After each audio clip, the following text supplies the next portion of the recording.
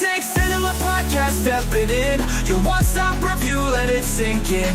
Hip-hop vibes, we break it down. Laughs and insights all around.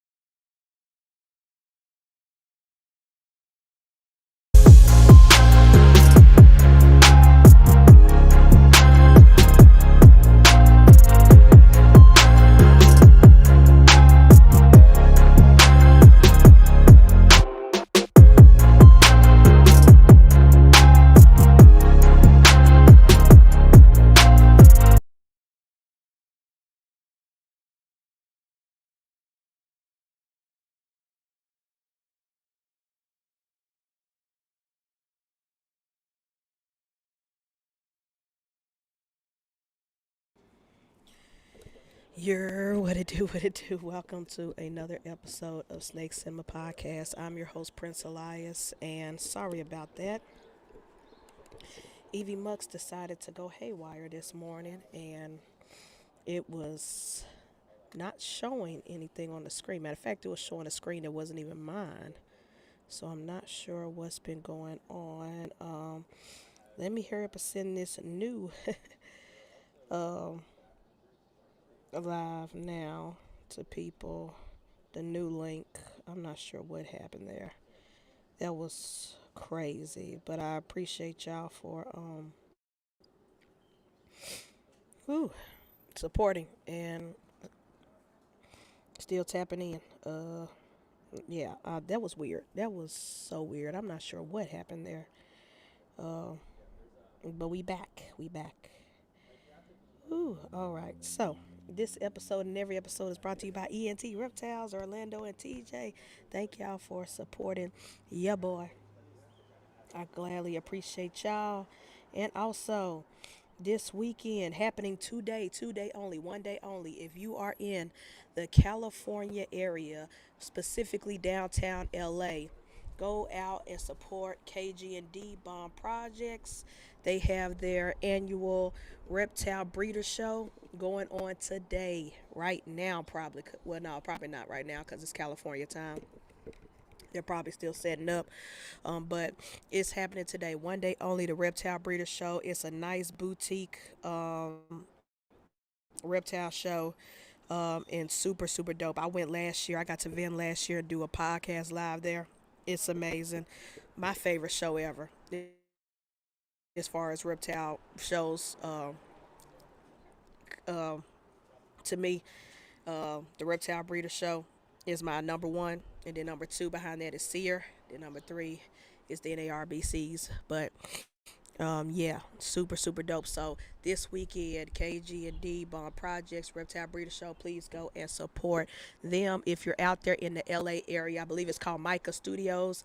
It's the same venue they used last year, and it was a dope. That's a dope venue. I love that venue. So yeah, downtown LA, be there or be square.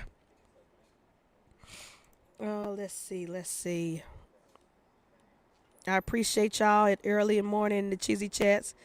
Yeah, this the right one. Thank you, Ro. Thank you. I appreciate you for tapping in. I don't know what happened with Evie Mux, but it went crazy. It was weird. It was glitching on me as we were going live, so I had to restart this thing. But thank y'all for tapping into this link. Um, Chris, thanks for tapping in. Appreciate you always. Yes, you were.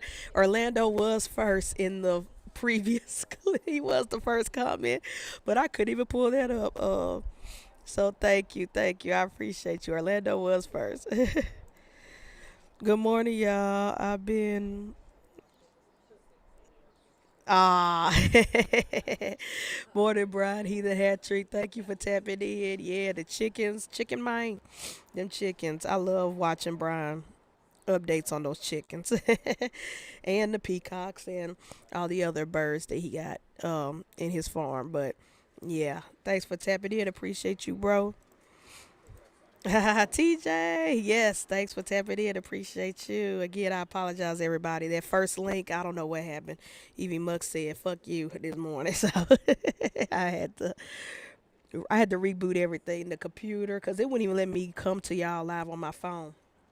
So I think it was an Evie Mux thing, but I rebooted everything and started over. So thank y'all, thank y'all. Uh, yes. We've learned to set the alarm for 5 to 10 minutes early. Right, right. I appreciate y'all. I appreciate y'all for always supporting. Yes. Okay, so today is gonna be a real laid back, chill day. We are at the season finale of award seasons, all winter and spring. We've been talking about the different awards that's been happening, and we finally get to the big night, the Oscars. So I'm going to do my Oscar recap, but I'm also going to talk about the GLAAD Media Awards because that also happened a couple of weeks ago. So we're going to talk about that. So this is the final episode of me recapping an award show. So award season is finally finished, at least for me. And then we're going back to just reviewing movies. Speaking of which, this weekend I will be going to see the sequel to Ready or Not. Ready or Not 2. I actually got my ticket to the movies. I mean, I can't believe I'm going to the movie theaters instead of doing my usual Jack Sparrow stuff, but I'm going to go see that. I'm super excited. So that review is coming soon.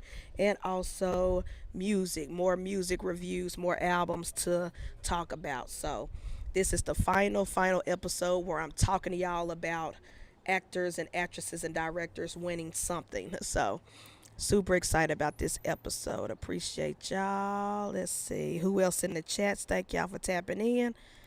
Appreciate y'all. All right, but before we begin, before we talk about award seasons, Jimmy Carter is at it again.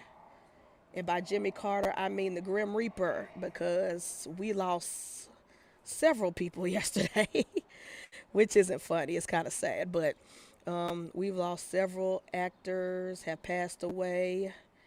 Let me pull up my list. Y'all know they say it happens in threes. I don't know the third person, but at least three people in Hollywood have passed away. First, rest in peace to, let's see, Mr. Texas Ranger. He has gone to the big house. Let's see, Chuck Norris, action hero and star, Walker Texas Ranger, dies at 86.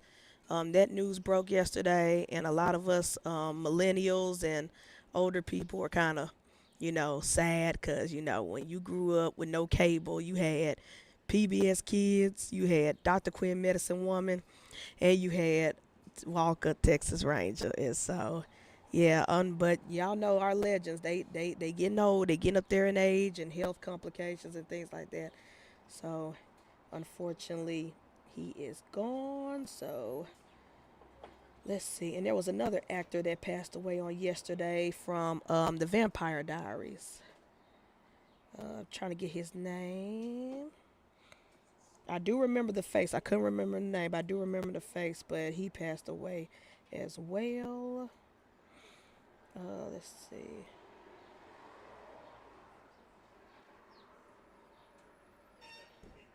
And that was the Vampire Diaries. They lost a lot of people. Nicholas Brandon, um, died of a heart attack. He passed away. News broke yesterday, and he was from Buffy the Vampire Slayer and Criminal Minds. That's what it was.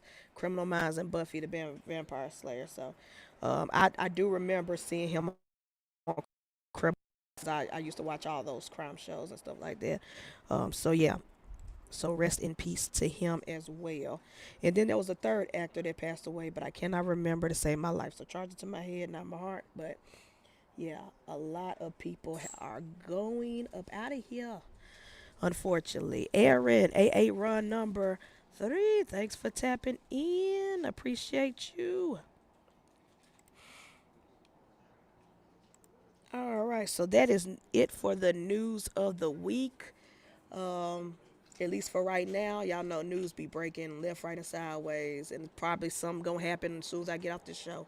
But that is it for right now. So let's go ahead and talk about some awards. The first award we're gonna talk about is the GLAAD Awards, Media Awards.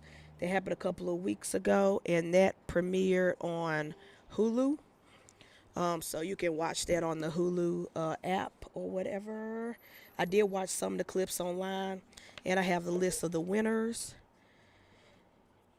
And for those who don't know, who live under a rock, the GLAAD Awards is for the Alphabet Gang, gang, gang.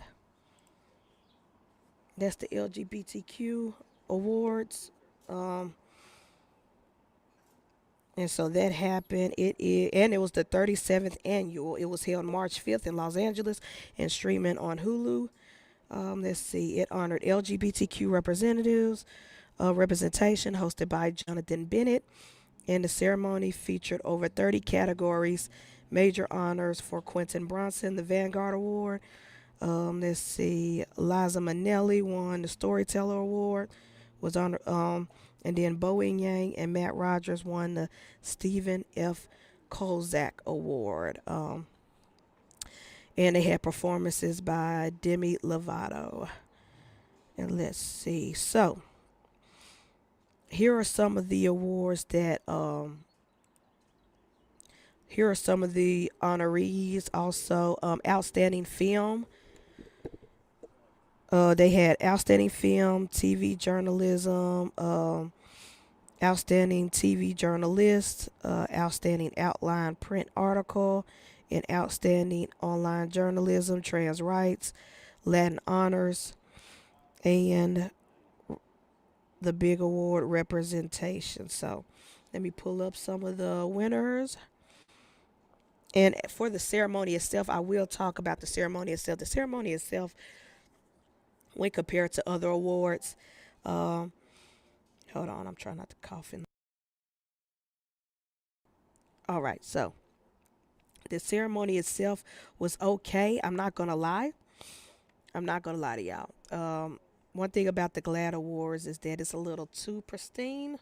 Not much entertainment. Yes, they had performances, but as far as like an award show, it's a little lackluster, a little boring. It's not something that I will go back and rewatch like I would some of the others. And that's unfortunate because you would think, as talented as many of our people are in the LGBTQ community, that they could put on a real show, like a real production for entertainment. And unfortunately, that was not the case. It was good to see, people I love win some things and be honored, and their speeches were lovely. But as far as the show itself, it was, I'm not gonna lie, a little bit of a snooze fest. So even though it's streaming on Hulu, I wouldn't tell you to run and watch it because it's kind of boring. You could go on YouTube to their channel and just watch the highlights, and that would be good. um, but let's talk about some winners. Best Outstanding Film for Wide Theatrical Release went to Kiss of a Spider Woman from Lionsgate Productions. Outstanding Film in a Limited Theatrics Series was actually a tie. I didn't even know they do that, but it was a tie. It went to The Nice Indian Boy as well as Plain Clothes. I haven't seen any of those films, so I can't tell you whether they deserved it or not, but it kind of makes me want to go and watch and see, and maybe I should come back and review and see. Um, Outstanding Film streaming on TV is Queen of the Coal on Netflix. Outstanding documentary, Come See Me in a Good Light. I did see that. It was on Apple TV, but I had to, sparrow that junk. I did see that, and is pretty good. It's pretty good. I do recommend that documentary. That's nice. Outstanding new TV series, of course, went to Heated Rivalry. Heated Rivalry pretty much won everything that they were nominated for. They pretty much swept the awards. Let's see. Comedy series went to Palm Royale on Apple TV. Outstanding drama went to Stranger Things on Netflix. Um, Outstanding limited or anthology series went to Wayward, also on Netflix. I think I seen a couple of episodes ago, but I didn't finish it. It didn't keep me entertained, unfortunately, which is why I didn't even review it on the show. Um, Let's see, outstanding reality programming went to Southern Hospitality on Bravo. Of course, Bravo was the most nominated when it came to these TV shows, so you knew one of these shows was gonna win. Let's see, da da da da. I'm gonna skip some of these because some of these don't matter. Outstanding music artist went to Young Miko, which I haven't heard this artist, so I'm not gonna sit here and say they didn't deserve it, but I was shocked that this person beat out Lady Gaga, Mary Morrison, and Duran Duran Bernard. I was shocked that they beat them. So now it makes me kind of want to go and listen to their music to see what the hype is about. Cause I was shocked that that person beat out all these other folks. Um, Cat Eyes won for best breakout music artist. Let's see, and trying to skip through the stuff that don't matter, the little stuff. I mean, I'm gonna say they don't matter, but they're like smaller awards. People Magazine won for best magazine coverage.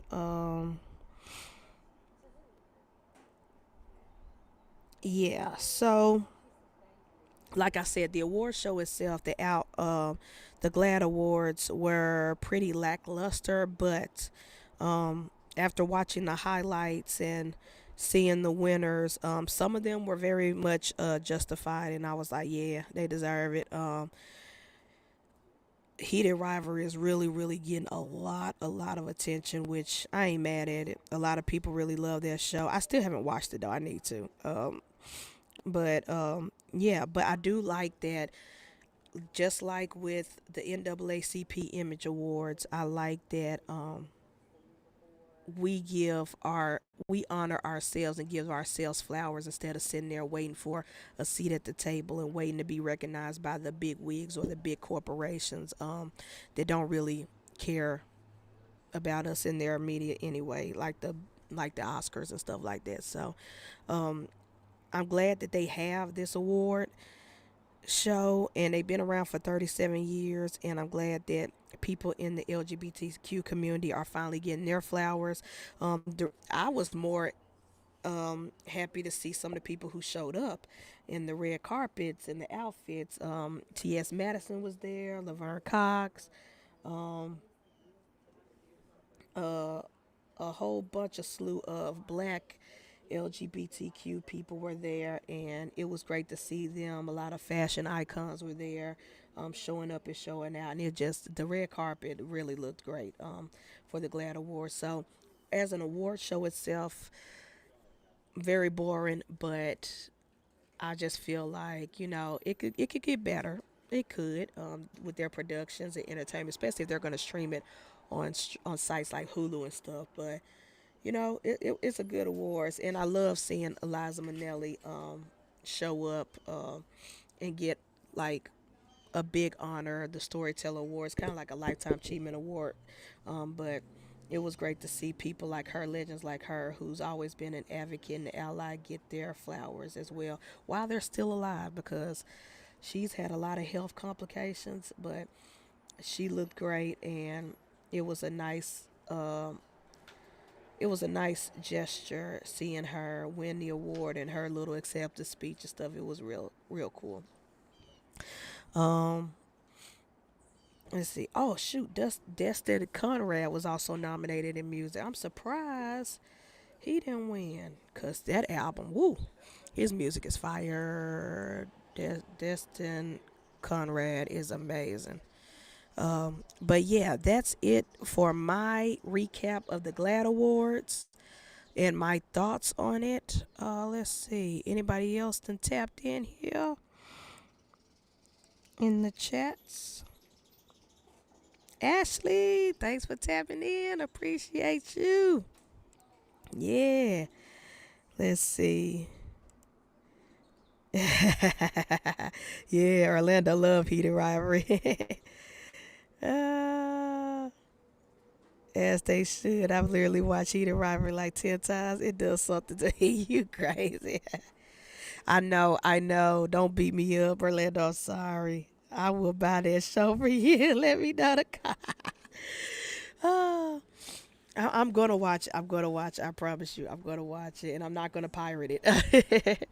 I'm just gonna use my sister's password. But yes, I am slacking, and I need to review it. All right, so let's talk about the big night, the finale, the final award show that matters in quotation in the entertainment industry. And that is the 98th Oscars. Um yeah, they're almost at their centennial year, and speaking of, they did announce that after their 100th year, after the centennial year, they're going the Oscars will exclusively stream on YouTube. They got some type of contract or deal. So after they got 2 more years, they got next year and year after to stream on ABC on television, and then they're going straight to have an exclusive streaming um, contract with YouTube, which will be nice for people like me who don't even turn my TV on no more. But I'm always on YouTube on my phone and stuff like that. So, 98th year Oscars. So, oh, what up, Brandon? Thanks for tapping in. Appreciate you. Oh yeah, I know, I know. Let's see, 98th Oscars, and it was hosted by Conan O'Brien. And as a host, he did what he's supposed to do. Of course, Conan O'Brien has his Conan O'Brien style jokes, um, which are always hit or miss. But overall, as far as an awards show, he was pretty good. I chuckled at a couple of his corny one-liners and things like that, but he did good as a host. It was pretty decent as the show itself. Let's see. So of course, we all know that the big awards, the big four, is what everybody cares about. But before we get to the big four, which is the most important, let's talk about some of the smaller in quotations, because I feel like any Oscar you get is important. But let's go for the non-big awards. Let's see.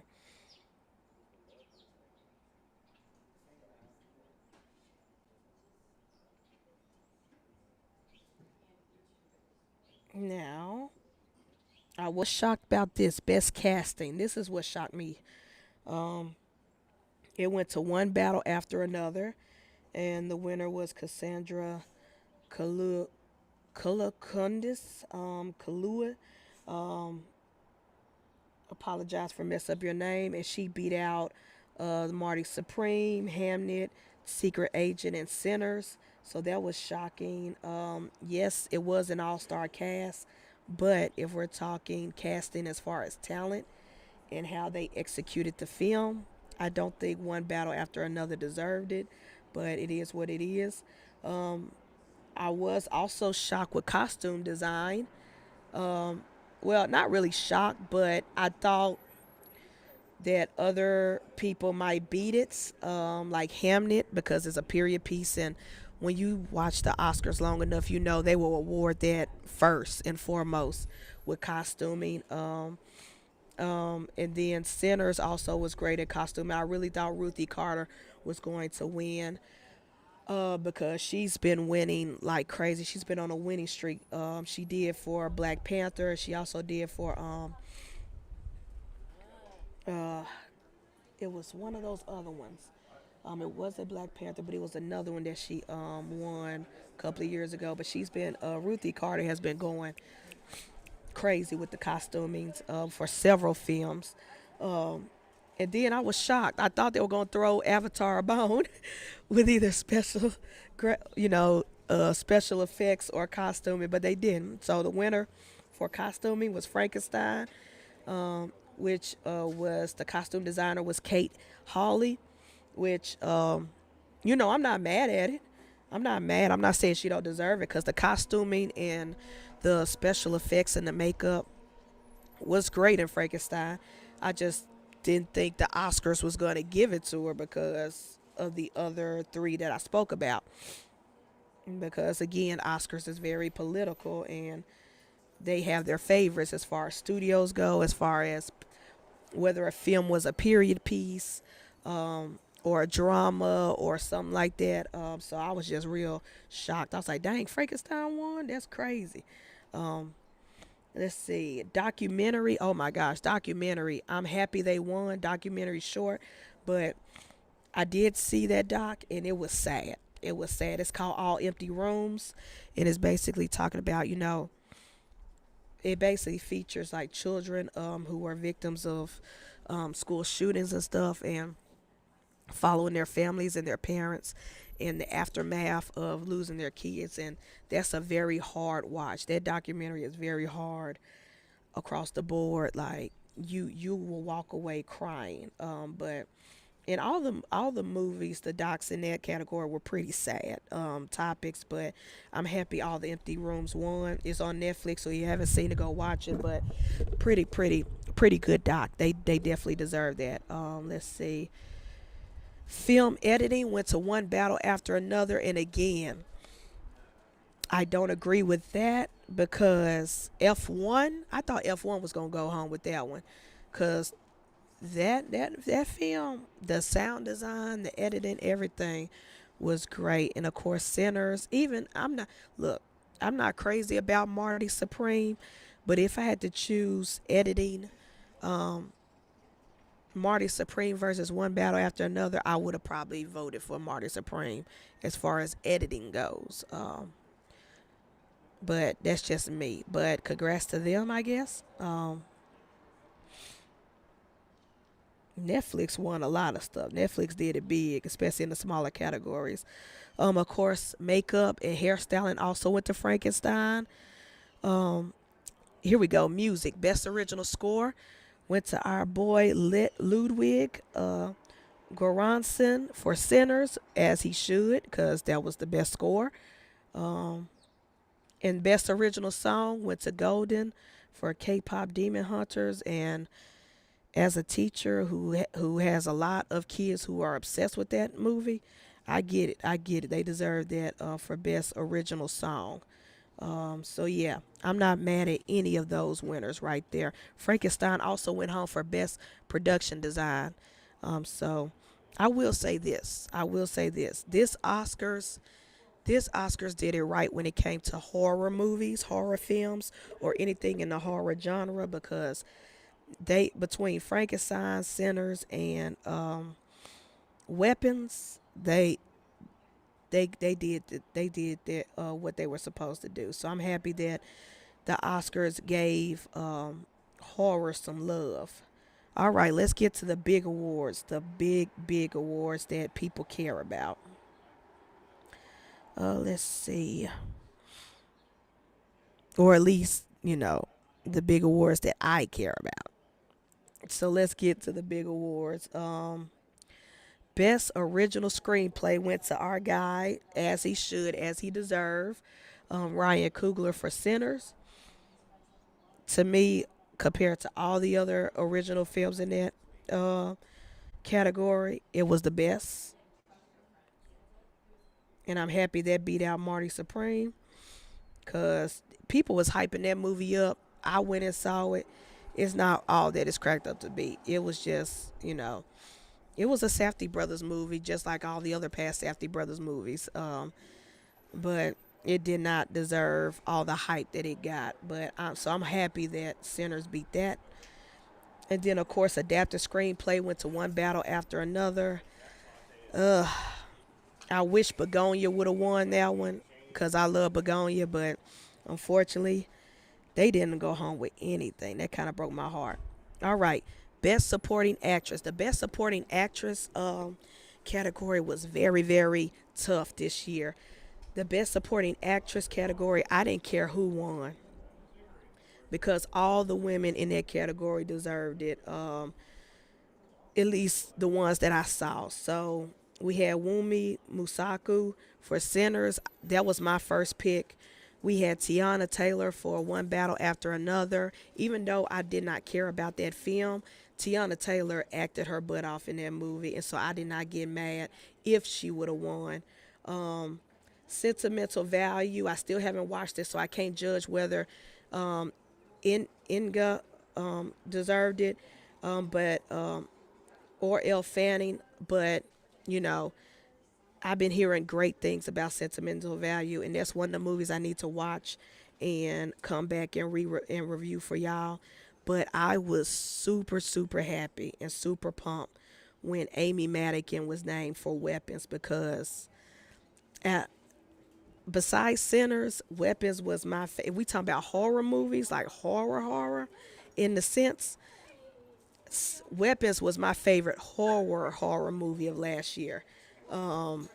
And Amy Madigan made that film, especially towards the climax, towards the end, where you know people realized what was going on, who the villain was, the big reveal, and her performance in that was phenomenal. She scared me as as the villain of that movie, and so I was super happy to see Amy Madigan win for Best Supporting Actress. Like I said, I wouldn't have been mad if any of the women won, but I was super happy, and the fact that a horror movie person won that, it was dope. So, like I said, horror got something to say nowadays. So I was so happy to see Amy Madigan win that one, cause she was creepy. She sold that role. Best Supporting Actor. This was very disappointing. Cause I really wanted Delroy Lindo to win. He deserved it. And even if he didn't win, I wouldn't have been mad if it was any other person. But Sean Penn for One Battle After Another, that pissed me off. And he didn't even show up to the award ceremony. That was crazy. But it he did not deserve that. That movie does not deserve all the winners that it kept getting. Like it was just y'all really hyped that film up, and it's not as good as y'all claim it to be. As a matter of fact, the hype made it even worse. And I watched it before it got hyped up. Um Best Supporting Actress went to Jessie Buckley for Hamnet. I'm not mad at that. Any of those women could have won, and I wouldn't have been mad at it. I personally wanted Emma Stone to win it for Begonia because Begonia was my movie. That thing was amazing. I love it. I've been rewatching it. Even after the big twist reveal, it's still a great rewatchable movie, and I just really loved it. So I would have been happy if Emma Stone won it, but I'm not mad at Jessie Buckley for winning. So congrats to her. And then the big one of the night, the one that had everybody happy, and just put everybody in an uproar in a good way on social media, and that is Michael B. Jordan winning for Best Actor for Sinners. And when you look at all the people he went up against in the movies, like he was the best. He played two different characters, and he did it well to where you forget that he's playing two different characters. Like he really sold that role of Smoke and Stack. And I'm so happy he beat out everybody in that one. I was elated, happy. So that was well deserved. Now, here's the thing. I watched the Oscars long enough. I watched the Oscars long enough to know that if you win, if you're a director and you win for Best Screenplay, you're not going to win Best Director. If they give you an award for Best Screenplay, you can cut the Best Director out because you're not going to win it. They they have a history of doing this to everybody. They've done it to Spike Lee. They've done it to multiple different directors. I think they did it to Guillermo del Toro one year, where they gave him screenplay, but they did not give him Best Director. It's crazy. So it's just weird pattern that I've noticed of years of watching. So as soon as Ryan Coogler won for Best Original Screenplay, I was happy that he won. but I automatically knew he was not getting director, and that was unfortunate because he deserved it. Um, to me, when it comes to best directors, the Oscars have a history of giving people awards after they really deserved it. Um, like they won't give it to a director one year for the movie they really deserve to get it for, but they'll give it to them years later as a consolation, like we're sorry, or a lifetime achievement, or something like that. Like, yeah, we made a mistake, so we're gonna give it to you now. Like, now, and so this, the Oscars are gonna Oscars, and the winner for best director went to Paul Thomas Anderson for One Battle After Another. And don't get me wrong, I love PTA. I love PTA. I've watched plenty of his movies. I've loved plenty of his movies. And even before the hype train and people start glazing One Battle After Another, I at least said that this movie was okay. But if you look at his entire catalog, PTA's entire catalog, he should have been won an Oscar for anything other than this particular film. One Battle After Another is not a good movie. It's mid. It's mid. It's basic at best. Um, and he just, I wish he would have won it years before. He deserved an Oscar as a director, but not for this film. And people hated it. Some guys got bent out of shape and butt hurt when I um, was live tweeting about it during while watching the Oscars. But I said what I said, and I meant what I said, and I will say it time and time again. One Battle After Another is a mid movie. Nobody is going to remember it a year from now. Nobody's going to remember that movie 5 years from now. Nobody's going to remember that movie 10 years from now. But people are going to remember and talk about Sinners. Like, nobody's going to remember anything about One Battle After Another, or the fact that it won best director or best picture, the big award. So I said what I said, and I meant what I said, and I don't give a fuck if people are mad about it. Again, Paul Thomas Anderson is a great director. I love his films. I love his catalog. But if we're basing off this particular movie, he did not deserve it at all. And that's just how I feel about it. Let's see. Sorry, let me catch up with the chats. Yep. TJ said YouTube is how we watch most award shows. Facts. We catch a lot of highlights. Shoot, me too. If I don't feel like watching it live or watching it on streaming, I catch the highlights. Jay, thanks for tapping in. Appreciate you. Bosa brother, thanks for tapping in. Appreciate you. Brittany, long time no see. Appreciate you. Thanks for tapping in. Hold on, I'm about to cough. Let me mute my. All right.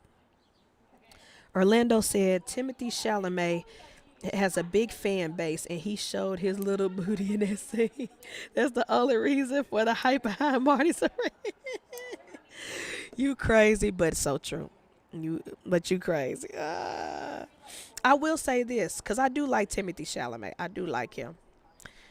And his role in this movie was good, but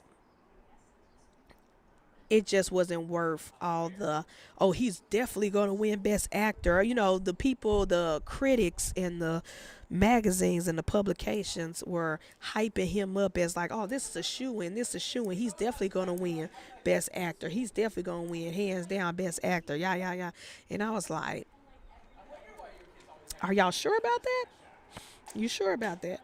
Like, he, it was crazy the way the hype and the media was blowing it up.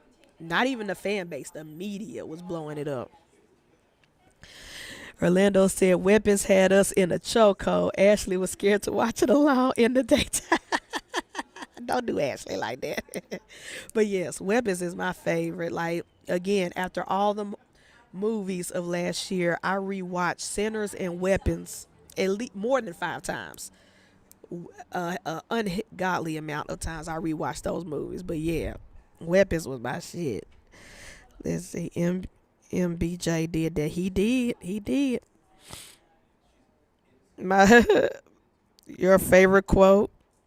They could go argue with their mom. Yep, they can. They can. They could go argue with their mom on that.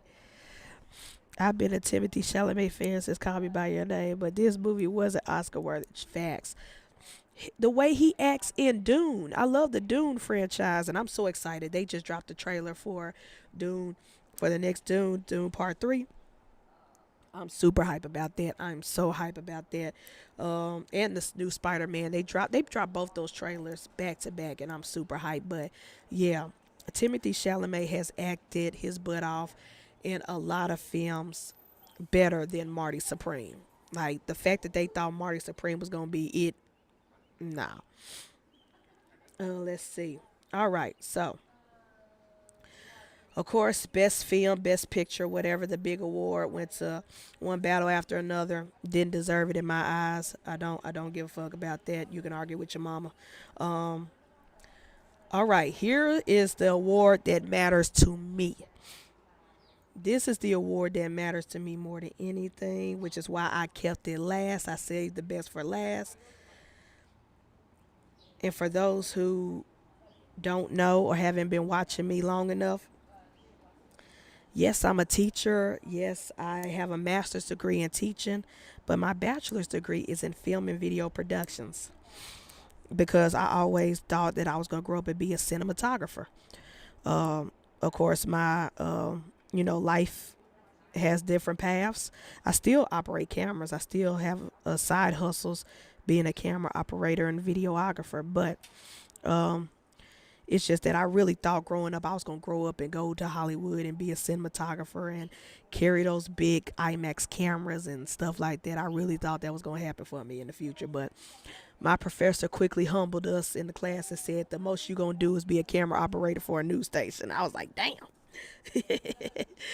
But anywho, every Oscars, I always, always, always look forward to the best cinematography category, and because that's just my thing. I love cinematography more than directing, writing, all acting. Like that is my. I always revere cinematographers from all walks of life. So I was super super excited and super pumped. First of all, shame on you, Oscars. It's been 98 years. We about to be a year 100. It's been 98 years. 98 years, and we've never had one black person win Best Director. That's one. Shows you how racist this institution is. But it's been 98 years of the Oscars. And mind you, they can't say that there are no women cinematographers out there because I've known at least 10. I followed them. I look up to them ever since I was in undergrad. Um, and out of 98 years, this is the first woman, and not just woman, black woman, not just black, Filipino woman, because she is half black, half Filipino. But first time a woman, period, has won Best Cinematographer, and that's for our girl, Autumn Darald Akupa. Man, man, man. When I tell you I teared up, because I was watching this in real time and seeing her go on that stage, that shit had me crying. I was literally in tears of joy, happy that she won Best Cinematographer. Like, she's my hero, man. She's gonna go down in history, in the history books, especially in film schools around the world. Mind you, she didn't just shoot the movie Sinners with just a regular camera. She did the 65 millimeter IMAX cameras, the giant. These cameras are like over 65 pounds. And sometimes she would have, most of the time they'll have it on a crane or a tripod, but there were times where she was shooting with this on her shoulders. Like she was literally carrying that film on her shoulders, on her back, shooting in IMAX. As a matter of fact, she's the first woman to actually shoot with the IMAX camera. Like she made history. And for people who don't think cinematography, if anybody don't think she deserves cinematography, look at these frames. Look at these shots. All of these could be framed and put on a wall somewhere. And when you're shooting in film, not just IMAX, but in film in general, the aspect ratios, making sure your actors are in the shots, making sure the focus is right. And again, this isn't no digital Sony camera that you get from Best Buy. This is real life films that you have to splice up. You have to develop in chemicals and splice up and cut up. Which is why I still can't believe Sinners also didn't win Best Editing, because come on, y'all. The guy who made the 28 years later shot with an iPhone. This woman shot old school with a film, an IMAX film. Look at these shots. She deserved that shit. So congrats to Autumn Arkupa, a goat in the making, a goat in her own right, and one of my heroes. I was so happy to see her win, but shame on the Oscars. For her to be the first and only woman to win after 98 years, like I said, there have been cinematographers women cinematographers way before her, and there will be more after her. But for her to be the first one after 98 years, crazy work, crazy work. But I'm so proud that she won. And I'm proud that she won not only as a woman, but as a black Filipino woman. So shout out to history and make sense. Like I said, nobody's going to remember one battle after another. Nobody's going to talk about one battle after another. But Sinners as a movie has made history in multiple ways, in multiple categories, in multiple situations as far as filmmaking goes. How it's shot, where it was shot, you know, the editing process, the music, like everything, the behind the scenes cast and crew, the actors, everything about that was pure art.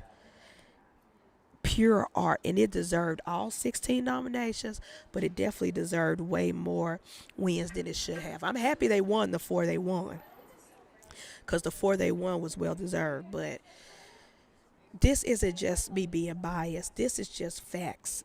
As a film, that movie was the best of 2025. Just across the board. You can argue with your mama, you can argue with your dead ancestors, you go argue with your therapist, but that facts are just facts. And somebody had tweeted maybe we would get our very first black director to win best director at Oscars on their 100th episode.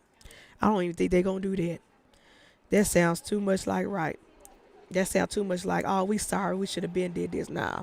It's been 98 years. You mean to tell me ain't none of the directors who've ever been nominated did not deserve their wins? Y'all seen my episode best black directors I did. And those were just 10 that I could think of off the top of my head. I could give you 30. You tell me none of them made something that was worth best director in 98 years? That's why I say these award shows don't really go by talent. They go by who is their favorite. Because if they went by talent, black people would sweep all the time. All the time.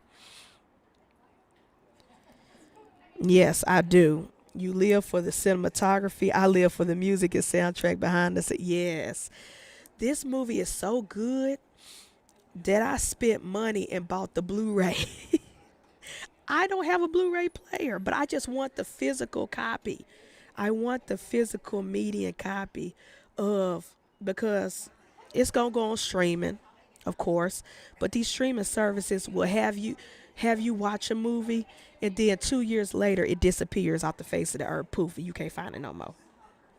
or they'll go through a contract dispute, or they'll switch it up and be like, well, it was exclusively on Netflix, but now it's on Paramount, or now it's on Amazon Prime. I don't want to go through all that. So I went ahead and bought the Blu-ray.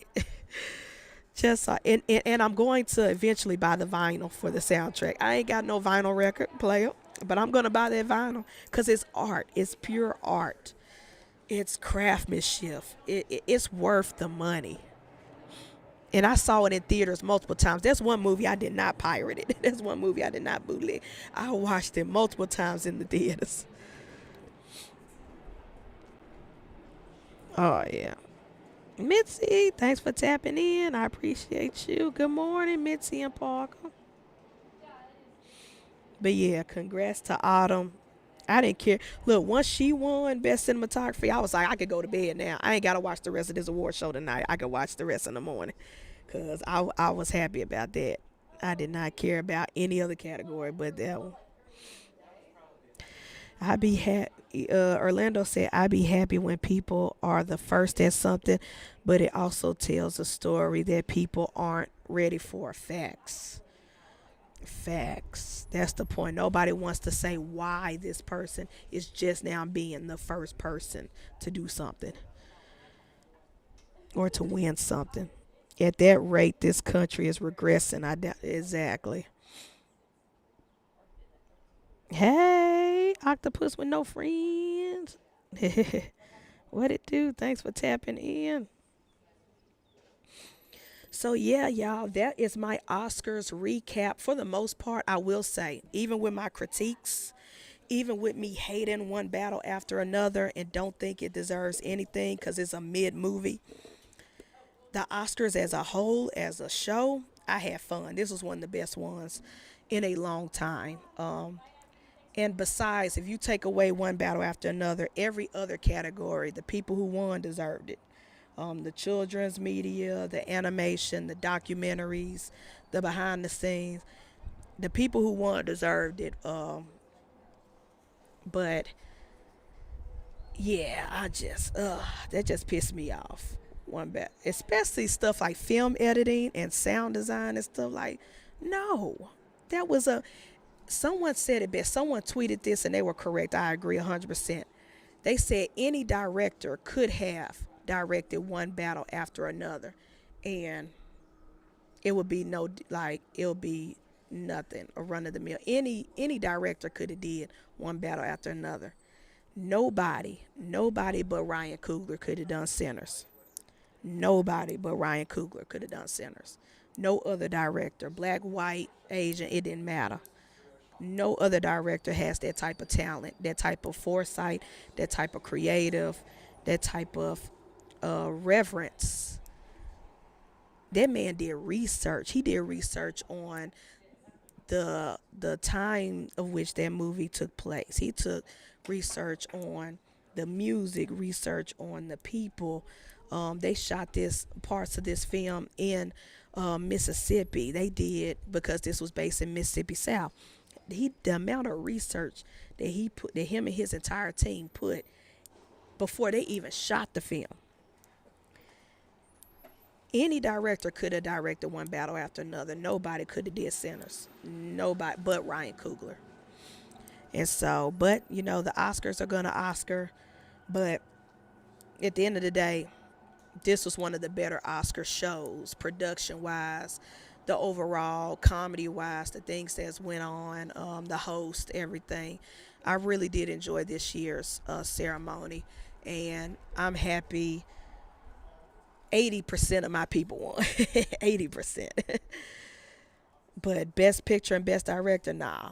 Mid did not deserve it at all.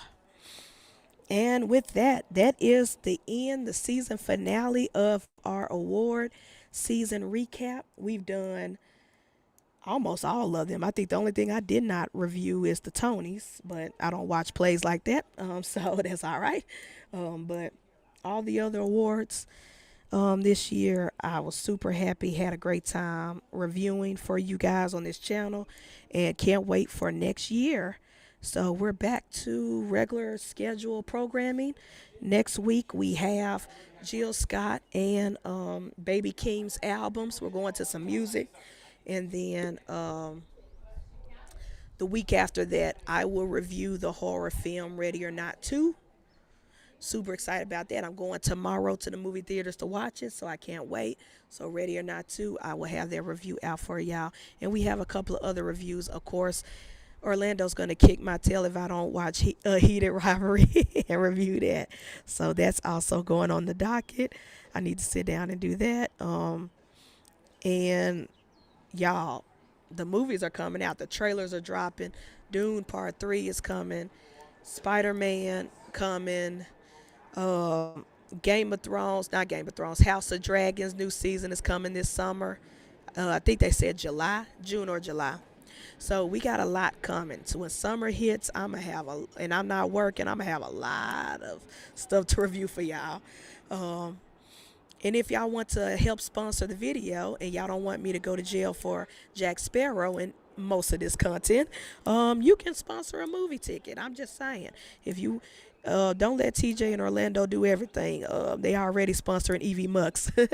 But if you want me to watch a film, you can request. I do take requests.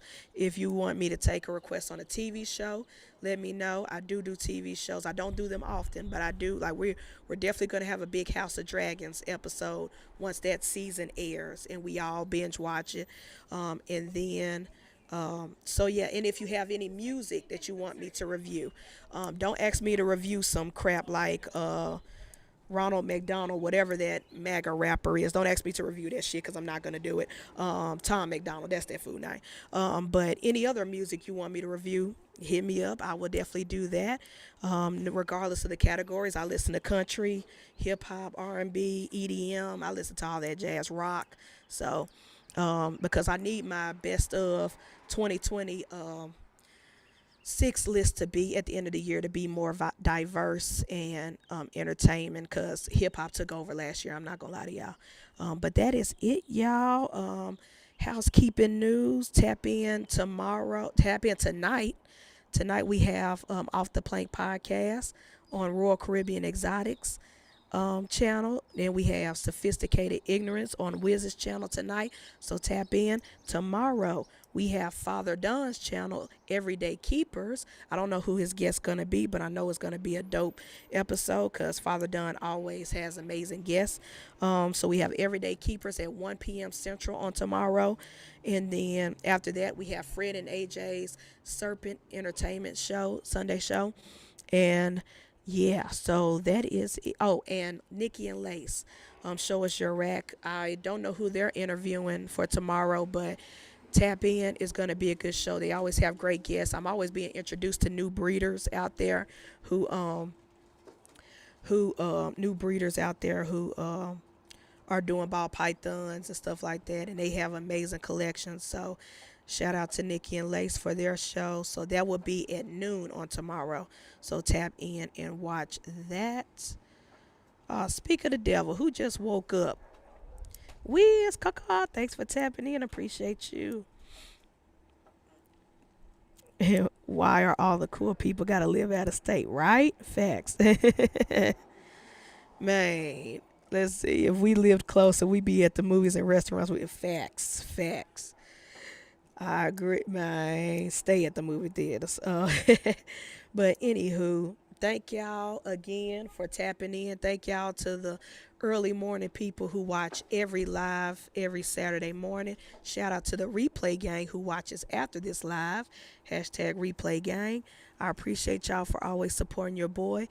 Again, if you are in LA, if you are in Los Angeles, go to the Micah Studios in LA today for KG and D's Bomb Projects Reptile Breeder Show. Go support them. It's one day only. So go and look and shop around and get some cool reptiles. And again, this episode brought to you by ENT Reptiles. Thank y'all for always supporting your boy. What Parker say? Parker says good morning. I do like that little show. My nephew watches that show. That show is cool. That's dope. Well, good morning, Parker. And yeah, so we will talk to y'all later again. Bosa. Here go Bosa's Cash App. Support him and his family. And yeah. Oh, last thing. I haven't made a link yet, but I am raising money for my next race. My next race, I am doing the Wine and Dine 10K, and I'm running for Rare Disease Foundation. And so yeah, that's my charity that I'm running for. So I will make the links and the promos and all that jazz, and I'll let y'all know so y'all could spread the word and donate if you can. The our goal is just 500, so I think we can make that goal throughout the summer, and y'all can follow along on my training as I train for my next big race. I appreciate y'all always supporting me. But that is it.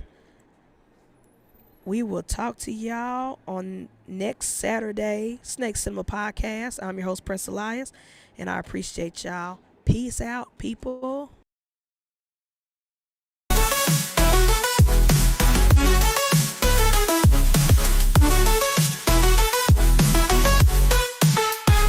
Every episode, speaking truth, old school jams and the latest youth. We keep it real, no sugarcoat.